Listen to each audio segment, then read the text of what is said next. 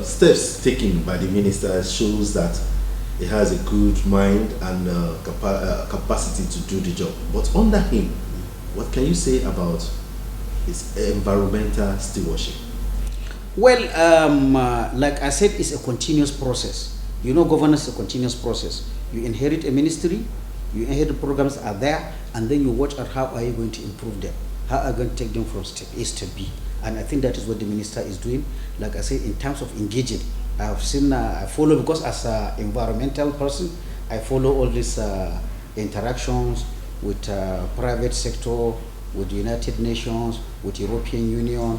I follow the discussions that happened, though I didn't attend the COP28, but I follow the discussions and I know the commitments that Nigeria made, where we are lagging behind, where we need to do, our nationally determined contribution and our action plan. All these are issues that I'm sure the minister is looking at. We'll continue to see how this improves. It's a continuous journey. It's not something of 1 year or 2 years. It's a continuous job. And like I said, there are things that he will do as minister, but there are things that state governments will do.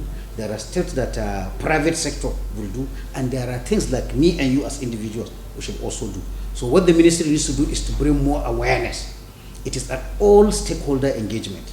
It is a whole of community approach. It's a known thing now that the world is going to experience total darkness in a few days' time.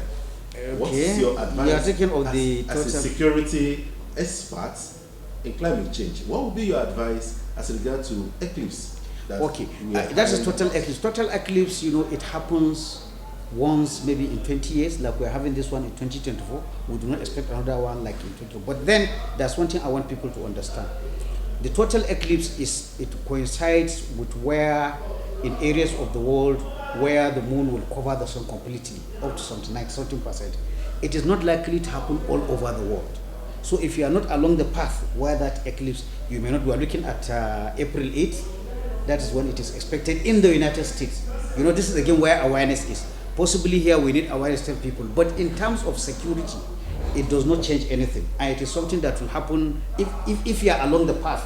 If your village or your town or your country is along the path, you will see it. It's not the whole world that will see it. And it is something roughly of 2 hours and then it is over. For some areas, it's even going to be less than 2 hours. It depends, you know, as the celestial bodies move.